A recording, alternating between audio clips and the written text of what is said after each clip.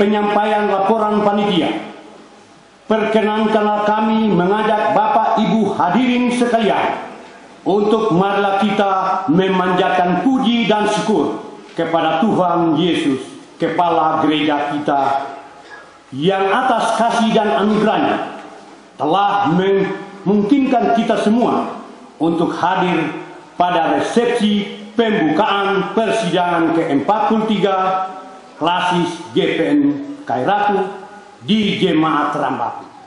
Sebagai panitia dengan segala kekurangan dan keterbatasan telah melaksanakan tanggung jawab kepanitiaan walaupun jauh dari apa yang diharapkan.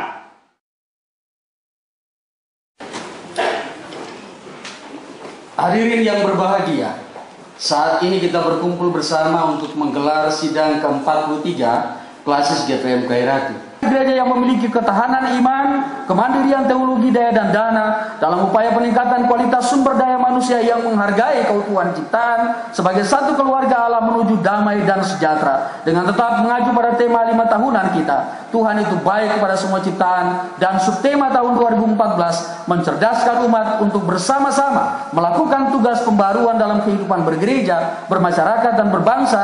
Maka di samping program tahunan yang di breakdown dari aktivitas prolita, klasis, serta program turunan dari keputusan MPL Taniwel, saya hendak menegaskan beberapa hal pokok, isu strategi untuk diperhatikan bersama pada 3 pilar gereja, umat pelayan dan institusi yang adalah sebagai berikut. 1. Menjaga eksistensi sebagai umat gereja Protestan Maluku.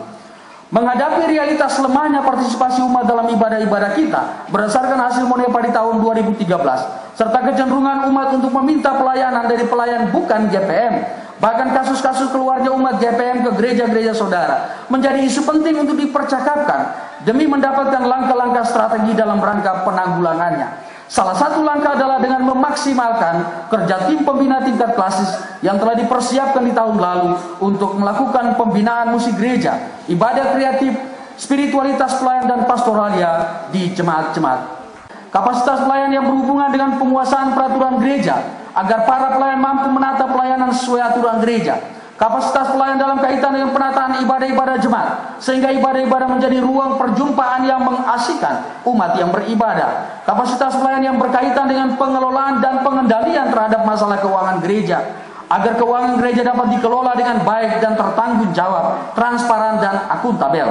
Karena itu, sosialisasi terhadap berbagai peraturan gereja harus terus dilakukan kepada para pelayan khusus badan pembantu pelayan, serta sekondus, saya ulangi, serta sekondus penatua dan diaken di jemaat-jemaat. Sementara bagi seluruh pendeta di Klasis Khairatul direncanakan untuk dilakukan studi kapasitas yang akan berlangsung di luar wilayah GPM. Ini adalah bagian dari proses pencerdasan pelayan yang harus didorong. Ya, kami juga berharap mudah-mudahan studi kapasitas ini juga ditopang oleh Pemda SBD. Kita memberikan aplaus untuk itu. 3. Mendorong legitimasi kepemilikan tanah-tanah GPM. Begitu banyak tanah-tanah GPM di jemaat-jemaat dalam wilayah kelas GPM Khairatul yang belum memiliki sertifikat. Hal ini membuka ruang bagi pihak-pihak tertentu, termasuk warga gereja sendiri yang menyalahgunakan tanah-tanah gereja. Karena itu secara bertahap, tanah-tanah gereja di klasis dan di jemaat perlu disertifikasi. Hal ini mesti mendapat perhatian serius dari persidangan ini.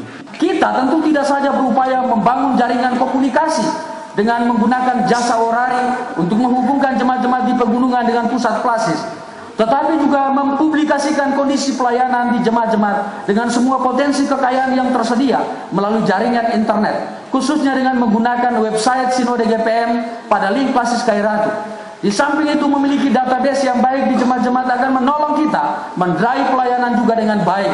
Karena itu saya berharap tahun ini kita sudah dapat menggunakan Sinpo GPM yang sudah diperbaharui di jemaat-jemaat. Terhadap hal ini, maka sidang harus mempercakapkan kegiatan pelatihan IT dan penggunaan Sinpo GPM bagi para pelayan di klasis ini sesuai persidangan ke-43 klasis ini. 7. Pemekaran Klasis Khairatul. Wilayah pelayan Klasis Khairatul yang terdiri dari 32 jemaat yang terbentang pada 5 wilayah pemerintahan kecamatan El Paputi, Amalatu, Inamoso, Khairatul dan Khairatul Barat sungguh sangat luas dari sisi geografis. Ketersebaran jemaat-jemaat di bagian timur, mulai dari Abio di pegunungan sampai dengan Tala di pesisir, kemudian di jemaat-jemaat bagian barat mulai dari Manusa di pegunungan sampai Ephrata di pesisir, tentu membuat Klasis Khairatu memiliki tantangan geografis yang tinggi dalam menata pelayanannya. Karena itu demi efektivitas dan efisiensi pelayanan, dengan tetap memperhatikan dinamika pemerintah di Kabupaten Serang bagian barat, kita sudah harus mempercakapkan pemekaran Klasis Khairatu menjadi 2 klasis. Ini juga yang sudah kami sampaikan pada sidang MPL di Taniwe. 8. Membangun penguatan demokrasi umat. Kehidupan demokrasi yang santun mesti dibangun dalam kehidupan warga Gereja Protestan Maluku sebagai bagian dari warga bangsa yang menjunjung tinggi nilai-nilai demokrasi, terutama dalam pilihan-pilihan politik. Karena itu gereja mesti mendorong proses pendidikan atau edukasi politik yang baik bagi warga GPM dan masyarakat luas demi membangun sebuah iklim demokrasi yang sehat tanpa diskriminasi, khususnya dalam mengikuti agenda pemilihan anggota legislatif yang akan berlangsung tanggal 9 April 2014, pemilihan presiden pada tanggal 9 Juli 2014, dan pemilihan majelis jemaat periode 2015-2020 di seluruh wilayah GPM termasuk Klasis Khairatu pada tanggal 3 November 2014. Tentu saja kita diminta untuk tidak golput, tetapi juga tidak asal pilih, sebab pilihan kita adalah bagian dari keputusan iman kita. Ketika kita salah pilih akan berdampak terhadap kehidupan bersama 5 tahun ke depan. Terima kasih kepada Bapak Raja Rambatu, seluruh warga masyarakat Rambatu yang telah menopang pelaksanaan persidangan ini. Terima kasih kepada para donatur yang hadir maupun yang tidak hadir, yang memberikan segala yang terbaik dari kelebihan bahkan kekurangan saudara-saudara untuk mendorong terselenggaranya event ini dengan baik. Saya percaya Tuhan memberkati saudara-saudara. Selanjutnya kami meminta kesediaan anggota NPH Koordinator Wilayah Serang bagian Barat, Ibu Yosi Hers, untuk pada waktunya dapat memberikan arahan sekaligus membuka dengan resmi sidang keempat 3 Klasis Khairatu ini. Dan kepada Bapak As1, kami juga mohon kesediaannya untuk memberikan sambutannya pada waktunya sebagai bagian dari komitmen pemerintah SPB menopang pelayanan Gereja Protestan Maluku di Klasis Khairatu. Akhirnya dalam semangat moto kita, aku Paulus menanam, Apolos menyiram, tetapi Allah yang memberikan pertumbuhan, saya sampaikan kepada seluruh peserta sidang, selamat memasuki Minggu Sengsara yang pertama, dan selamat bersidang. Tuhan Yesus memberkati. Sekian dan terima kasih. Shalom.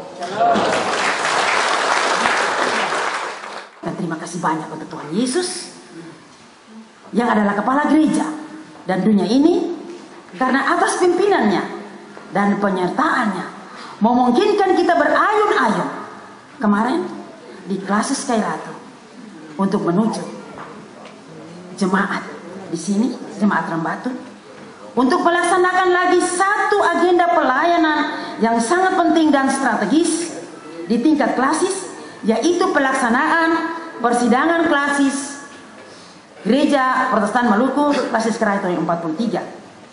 Ya, apakah kebijakan-kebijakan strategis produk 2013 dapat mampu memberikan kontribusi bagi upaya peningkatan kualitas umat gereja di klasis ini atau belum? Apakah keputusan-keputusan sidang 2013 mampu membentuk dan meningkatkan karakter melayani dari seluruh pelayanan di klasis ini atau tidak? Mengapa? Tanya-tanya tadi ini memang membutuhkan satu jawaban, ya, satu jawaban yang sangat tepat, sebab terkait dengan beratnya pergumulan di klasis ini, di tahun ini, maka di tahun ini juga kita akan menyusun berbagai program kerja. Dalam nama Bapa, Putra Yesus Kristus, dalam tuntunan Roh Kudus, dengan resmi saya membuka persidangan klasis ke-43. Tuhan memberkati kita sekalian.